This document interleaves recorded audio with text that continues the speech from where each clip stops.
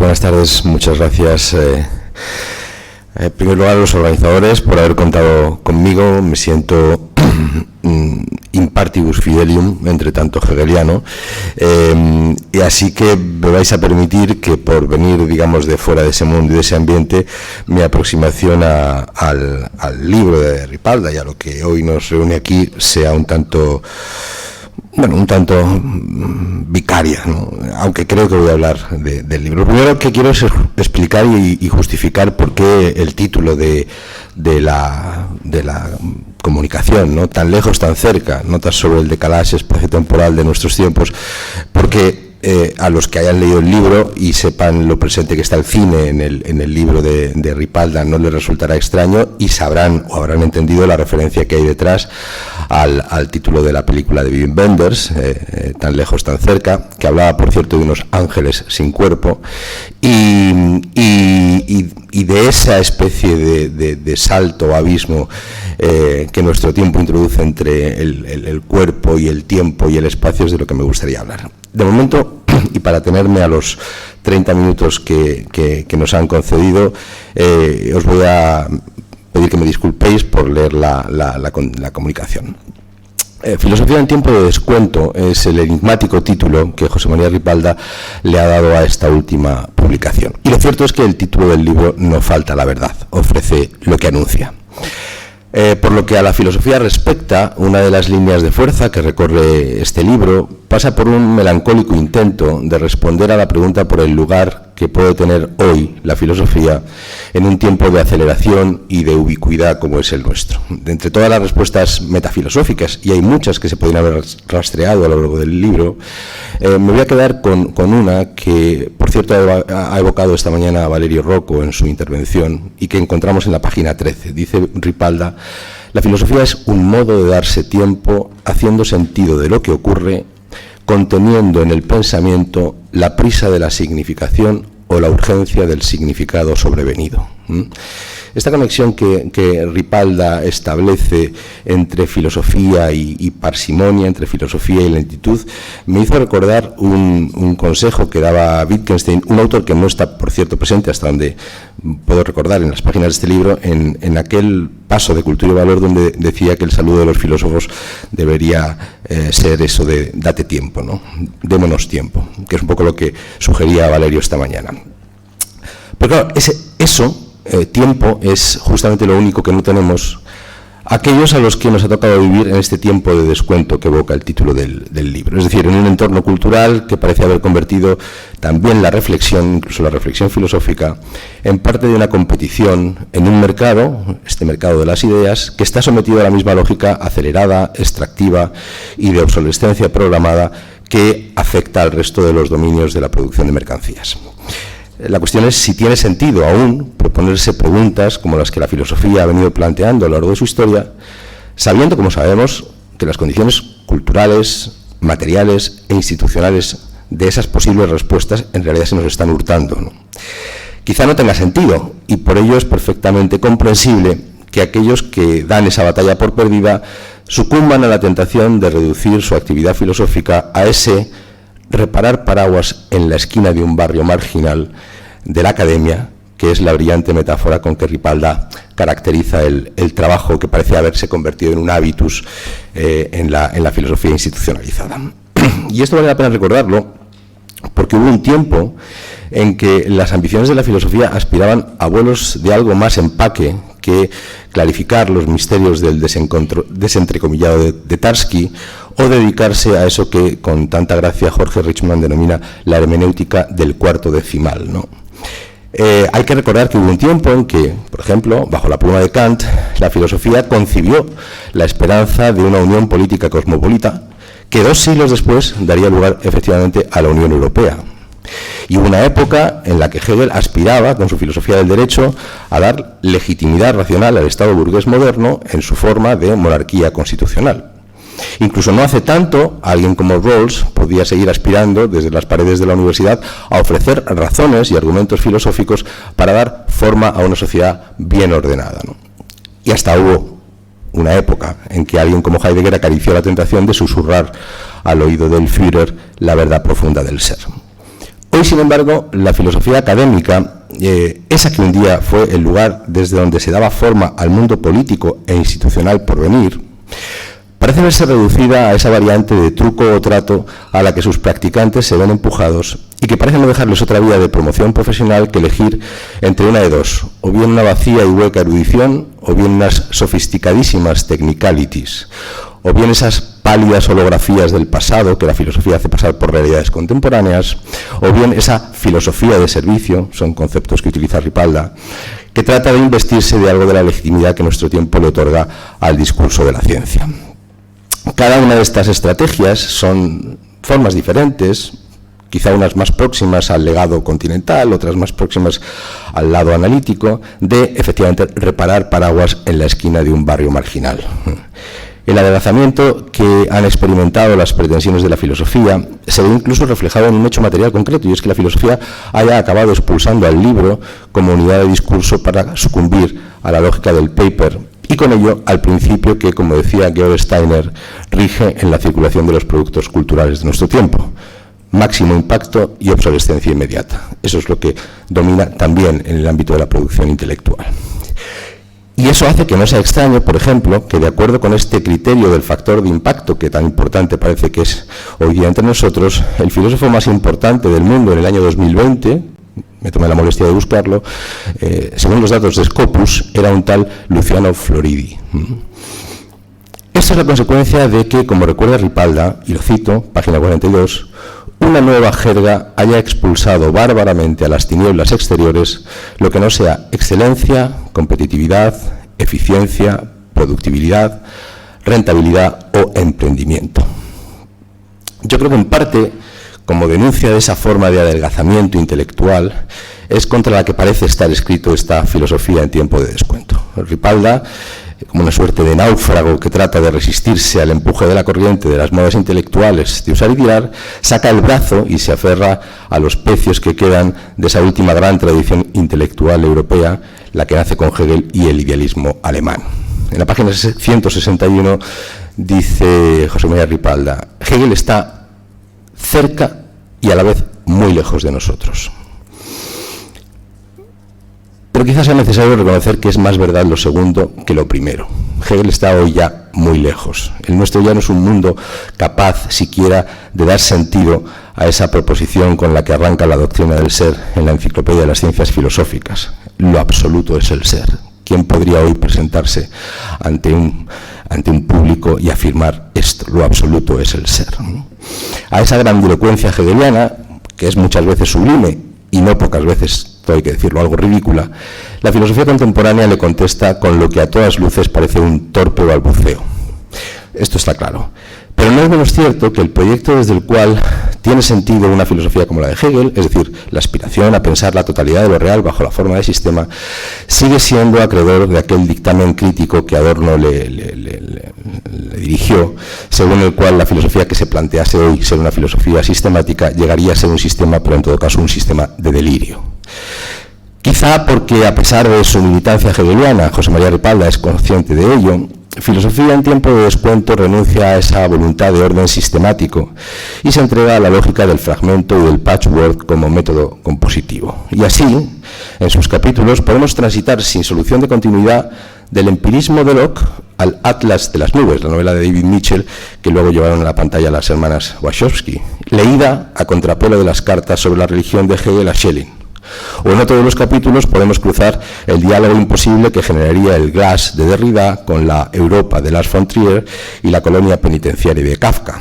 O bien, en un capítulo que también se ha evocado esta mañana, leer la concepción tolstoyana del amor a la luz de la ciencia lógica, de la lógica de Hegel. Y en efecto, cabría reconocer la estrategia de la escritura de este libro en el subtítulo mismo del libro, que también dice la verdad: Hegel a la velocidad de la luz. En ese sentido, el primer párrafo del libro, yo creo que es toda una declaración de intenciones del tiempo que separa a esas dos Europas entre las que el libro de algún modo transita, la Europa de Hegel y la nuestra. Me vais a permitir leer ese párrafo por entero. Dice José María Ripalda: filosofía en tiempo de descuento traza una línea imaginaria entre un mundo que se movía a 5 kilómetros por hora, vivía en entornos reducidos y viajaba penosamente, y por la otra parte, nosotros, que manejamos información de cualquier sitio instantáneamente sin tener siquiera que movernos. Dos mundos sin contacto recíproco. En efecto, este decalage temporal que nos separa del mundo de Hegel se caracteriza justamente por haber trastocado esa relación que tenemos con el espacio y con el tiempo, y por haber modificado por completo lo que podríamos llamar la naturaleza de nuestra experiencia del mundo. Un mundo que, por mor de la aceleración a la que se ve sometido y a la ubicuidad con la que se nos ofrece a través de los dispositivos electrónicos, convierte nuestro presente en un ahora desprovisto de aquí, por decirlo con la afortunada frase de Paul Virilio. La vida, en efecto, se desarrolla entre nosotros a velocidad de escape, como ya anticipara aquel libro de Mark Derry en los 90, el clásico Cyberpunk, ¿no? Es esa velocidad la que nos empuja siempre a vivir un tiempo de descuento. Y quizá no sea casualidad que precisamente a ese tiempo de descuento que en el baloncesto y en el fútbol dedicamos justamente cuando ya las cosas están resueltas, se les denomine los minutos de la basura. En algún sentido quizá nosotros también vivimos esos minutos de la basura. Y ciertamente el efecto de esa transformación estético-trascendental también opera sus desplazamientos en la experiencia que el sujeto tiene de sí mismo. El nuestro es otro espacio, el nuestro es otro tiempo, pero esas formas del espacio y del tiempo siguen siendo, como entendiera ya Kant, aquellas por las que se cuela el mundo de nuestra intuición. Y por ello mismo, al hilo del libro de José María Ripalda, yo creo que valdría la pena plantear algunas preguntas sobre los efectos que esa velocidad de la luz tiene sobre las subjetividades de los habitantes de este mundo, cuyos intercambios sociales, culturales o académicos se ven empujados a realizarse al ritmo que marcan los tiempos, es decir, a la velocidad de la luz de los intercambios digitales. ¿Qué desplazamientos provocan en nuestras facultades intelectuales esa velocidad? ¿Qué nuevas capacidades y potencias generan estos dispositivos que nos lo ofrecen todo inmediatamente? ¿Qué diferentes instituciones de sociabilidad instauran? ¿Qué nuevas formas de la belleza cabe imaginar que traigan consigo estas nuevas prácticas? ¿Qué otras formas de la educación, de la formación o de la paideia han de considerarse definitivamente periclitadas por la presencia de estas nuevas tecnologías, ¿no? Yo diría, que me corrige el autor, dado que tenemos la suerte de tenerlo aquí, que José María Ripalda parece abrazar estas nuevas formas de producción artística y cultural con un moderado optimismo. Y eso es lo que me lleva a pensar pasos como el que leemos en la página 137, donde dice Ripalda, está hablando de la comunicación, de las redes, del streaming, de los smartphones, y dice, la importancia de estos instrumentos radica sin duda en las capacidades autónomas que generan de reapropiación y de resignificación al ser utilizadas masiva y constantemente. Y luego, en relación con los efectos de la llamada ya antigua Web 2.0 y esos nuevos intersticios que generan para la producción y la consumación de las ideas y de la cultura en general, Ripalda nos dice, esta vez en la página 136, la nueva cultura popular encierra virtualidades inéditas por la gente que se mueve en ella, por su autonomía con respecto a los tópicos culturales y por su circulación al margen de las redes establecidas y ocupadas tradicionalmente. Están cambiando cosas, aun si no podemos distinguir claramente entre consumismo y libertad de conocimiento. Este parece ser el dilema, consumismo o libertad de conocimiento.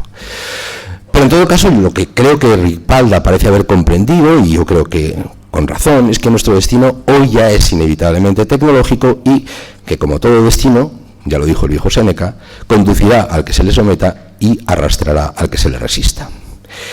Por eso, más que abogar por la exaltación o la condena de estas nuevas realidades tecnológicas, de lo que se trataría justamente es de pergeñar los criterios que harían de esos instrumentos aliados posibles de la emancipación individual y colectiva, o bien origen de una nueva pobreza y adelgazamiento de nuestras capacidades de experiencia.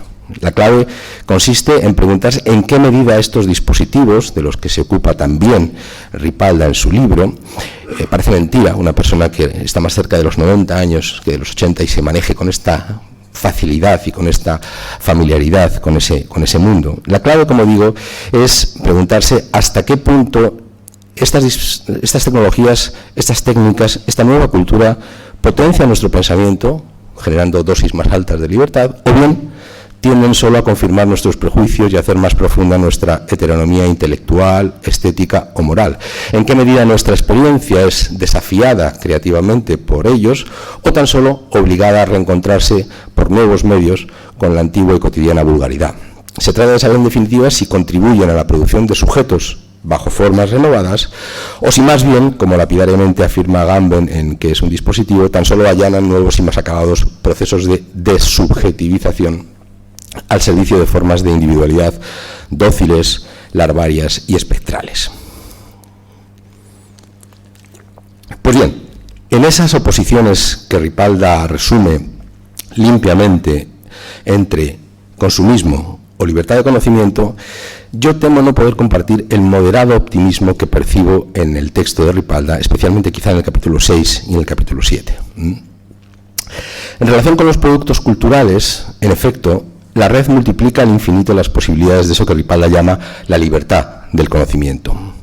Pero la pregunta es si ese infinito que nos ofrece la red no es en realidad el infinito malo del que habló Hegel. Recordemos la mención que hace Hegel de ese concepto en la enciclopedia, en el parágrafo 94. Dice Hegel: esta infinitud es la mala infinitud o infinitud negativa, por cuanto no es nada más que la negación de lo finito que, no obstante, vuelve siempre a resurgir por no haber sido también efectivamente superado. Y en efecto, esta parece ser nuestra relación con esa oferta infinita que la red nos posibilita, no poder superarla nunca. Y la pregunta es si una consecuencia de esa incapacidad de superar esa infinitud no será que esa infinitud virtual corre el riesgo de generar una progresiva anestesia intelectual, afectiva y estética, una especie de imposibilidad de hacerse cargo de la omnitudo rerum de lo que se nos ofrece justamente a golpe de clic. En efecto, por más vidas que tuviéramos, nunca seremos capaces de ver todo el cine de calidad que nos ofrecen las miríadas de plataformas digitales que tenemos cada noche a nuestra disposición. No seremos capaces de leer ni una ínfima parte de los libros de nuestros autores preferidos que nos ofrece Google Books, todos ellos digitalizados. No seremos capaces de oír toda nuestra música favorita que nos sirve Spotify, ni de recorrer los catálogos de pintura que reposan en el Internet Archive, en el Europeana o en cualquiera de los grandes museos digitalizados del mundo. Tampoco podemos atender todas las demandas solidarias que recibimos día a día en nuestro buzón de correo electrónico, ni podemos comprometernos con todas las causas justas de que nos informa a diario change.org, ni asistir a todas las movilizaciones a que nos convocan por Twitter nuestros compañeros de lucha política. Y si bien esto siempre fue así en la historia, y esta mañana se recordaba cómo Hegel también se quejaba de no tener tiempo, lo que ahora resulta diferente es la inmediatez con que estas solicitaciones podrían ser satisfechas. Lo que va a añadir un halo de inevitable culpabilidad a todas esas posibilidades desatendidas es que podríamos atenderlas de forma inmediata. Ante esa sensación de impotencia que aplasta al individuo digital, surge una poderosa tentación de escape y de protección, y que yo me atrevería a bautizar como una especie de procrastinación digital. Puesto que todo está ahí disponible, todo puede esperar a mañana. Por otro lado, yo creo que llevan razón aquellos que afirman que el primer origen de la indefensión que estas nuevas tecnologías producen en los sujetos depende precisamente de la velocidad con que imponen sus intercambios y, por tanto, de una relación con el espacio y el tiempo de la experiencia que es completamente desconocida hasta el instante presente y que efectivamente nos separa de la experiencia de un mundo como el de Hegel. Ese desacoplamiento entre los ritmos de la naturaleza y los que la tecnología imprime, que es un desacoplamiento con el que nace la propia modernidad industrial, en eso consiste fundamentalmente la modernidad, en ese desacople. Sin embargo, ha sufrido una aceleración progresiva que parece haber alcanzado un punto de no retorno. Es ese momento cenital en el que es a la velocidad de la luz, precisamente a lo que hace mención el título del libro, a la velocidad a la que se producen hoy la comunicación de informaciones, los intercambios económicos y las guerras digitales. En ese sentido, yo creo que los cuerpos de los usuarios de la tecnología, cuerpos todavía carnales, que no tienen eso que añoraban los ángeles del cielo sobre Berlín, de tan lejos, tan cerca, El cielo sobre Berlín se tradujo esa película aquí en español. Esos cuerpos de los usuarios son justamente los primeros testigos de la batalla que libra la tecnología en nosotros, y donde yo creo que se ve muy bien el progresivo desajuste entre la velocidad de las transferencias digitales y la lentitud de una subjetividad encarnada que demanda justamente tiempo para el proceso de esa información. El mundo digital exige velocidad, pero los cuerpos reclaman lentitud. Ese movimiento slow, del que se habla tanto, las slow cities, el slow food, la slow fashion, el slow reading, la lectura lenta. Esta es una respuesta y un grito de protesta ante la imparable aceleración a la que nos somete el mundo contemporáneo. Y quizá de ahí provenga la protesta que oímos repetida una y otra vez, la impotencia que tenemos en este mundo contemporáneo nuestro para apropiarnos en cualquiera de los ámbitos imaginables de una verdadera experiencia, es decir, de algo que no sea solamente ese cosquilleo episódico regido por el criterio de la lógica cultural que impone la industria de la cultura, la industria de masas. La relación del usuario digital con el universo de los contenidos culturales, y en particular con los de carácter estético, cambia. Y uno de los efectos es que estos pasan a formar parte de una especie de nebulosa que carece de identidad definida, traspasando el anonimato que antes era exclusivo de la música de ascensor a todo contenido cultural que llega desde la pantalla. Sea cine, sea literatura, sea música, sea pintura. Ya no sabemos cuántos discos contiene nuestra discoteca digital, ya no sabemos cuántos libros almacenan nuestras unidades y bibliotecas digitales, o las películas que tenemos marcadas o descargadas y que aún no hemos visto. Los que defienden este universo digital lo que arguyen es que esta cultura multimedia se corresponde mejor con nuestros ritmos neurológicos y los flujos de información de nuestro cerebro, que son siempre concretos, discontinuos, parciales, y que, por tanto, lejos de impedirla, la actual cultura estaría justamente realizando una forma muy precisa de experiencia intelectual, la que exige nuestra condición posmoderna. Esta forma de producir y de consumir cultura sería la propia y específica de un tiempo como el nuestro. De hecho, en la página 133, José María Ripalda dice algo que me parece que va en esta línea, ¿no? El remix es la misma definición de cultura. En nuestra cultura, nuestra forma de cultura, es justamente el remix. El DJ como gran gestor y productor de la cultura. Y es verdad que esta experiencia de la fragmentación la podemos ver a lo largo de todas y cada una de las disciplinas artísticas que intentan de algún modo encontrar préstamos formales en este universo, vamos a decirlo así, multimedia, ¿no? Recordaba, por ejemplo, leyendo el libro de Ripalda, aquel manifiesto de la novela Post-Future de Jeff Noon, donde él decía que había que empezar a escribir las novelas usando las técnicas del sampling, del remix, del scratching, de la música house, hip hop, de la música garage, y decía en aquel manifiesto de principios de siglo que se trataba de dar con medios fluidos para una sociedad fluida. Pero aquel mismo manifiesto recordaba también algo que a todas luces parecía una confesión de impotencia. Decía Jeff Noon, el nuestro no es un tiempo para el gran arte. Y eso quizás sea la explicación de por qué muchas de las películas culturalmente tan importantes a las que se refiere Ripalda en el libro son películas que desde el punto de vista, digamos, del gran arte se nos quedan muy pequeñas, ¿no? Pienso, por ejemplo, en cómo estos préstamos se han traducido no solamente al cine y a la literatura, digamos, extranjera, sino que estuvieron muy presentes, por ejemplo, en eso que se llamó la generación after pop, esa narración de tipo pospoético, que hacía del impresionismo, de situaciones y de ambientes, una especie de transición al ámbito de la literatura de ese universo del cine de vanguardia que evocarían los Wenders, David Lynch, Jim Jarmusch, Tome Goyan y compañía, ¿no? Pensaba, por ejemplo, en la trilogía Nocilla, también de principios de siglo, de Agustín Fernández Mayo, donde se apelaba a la construcción rizomática de los personajes. Ya no se trataba de construir personajes como en la gran novela del siglo XIX, sino más bien ofrecer una construcción de carácter rizomático, apuntes fragmentarios de personajes que, como el Gary Cooper del Forastero, no vienen de ningún sitio ni se dirigen a ninguna parte.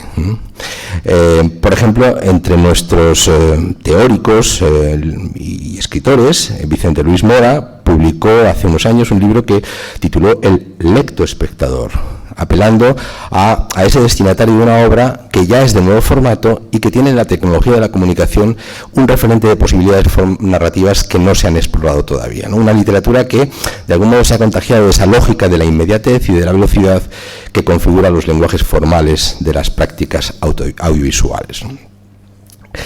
Eso mismo que ocurre en la literatura ocurre también en el cine, que es, como digo, una de las formas culturales que atraviesa el libro de Ripalda. Se han citado aquí a las hermanas Wachowski, también está presente Lars von Trier, Christopher Nolan, James McTaggart.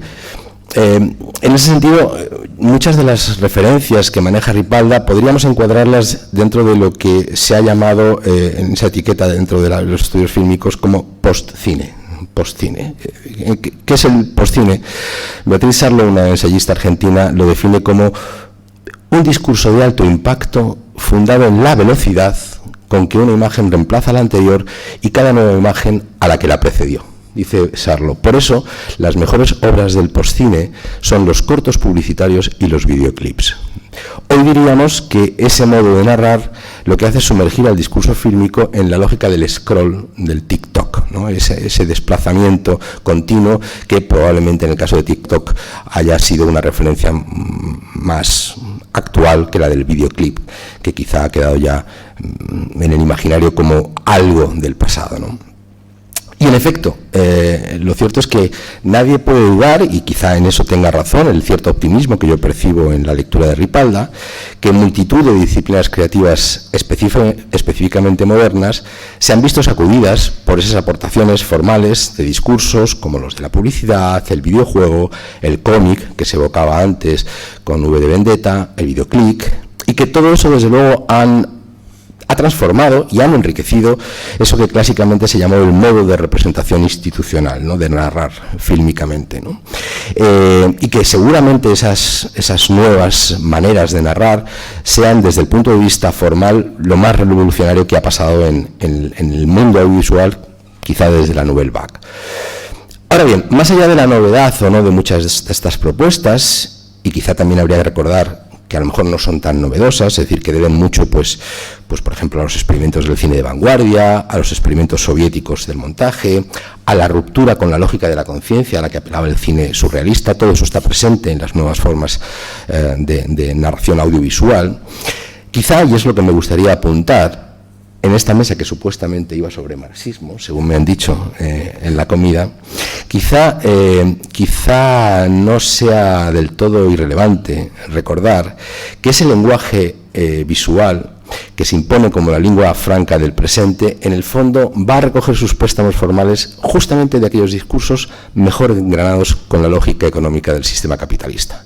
La publicidad, el videoclip, que al fin y al cabo es publicidad musical, el inmenso negocio del videojuego, el scroll infinito de las redes sociales, es decir, aquellos lenguajes audiovisuales que apuntan a lo instintivo e irreflexivo y que precisamente más preocupados están por romper los vínculos del individuo con el pensamiento. Y en el caso de la publicidad, como podéis imaginaros, no precisamente para en fin, subvertir el orden, sino más bien justamente para ponerlo al servicio de los fines de consumo. En realidad son universos estéticos diseñados para extraer lo único valioso que tienen aún los que cada vez tienen menos, que es la atención. Prácticamente a veces hay muchos sujetos a los que ya no les queda nada de los que el capital pueda hacer uso y realizar ese proceso de extracción, les queda la atención, y eso es lo que ahora se está conquistando. Este tipo de creación contemporánea, que apuesta por romper con la linealidad del relato, que apuesta por subvertir los géneros, que apuesta por quebrar el modelo clásico de la narración, por imponer una lógica esquizoide, discontinua y fractal, de algún modo se ha traducido a nuestra manera también de leer y de digerir esa cultura. Ripalda menciona dos categorías que Lawrence Lessig despliega en ese libro Remix, precisamente, Making Art and Commerce Thrive in the Hybrid Economy.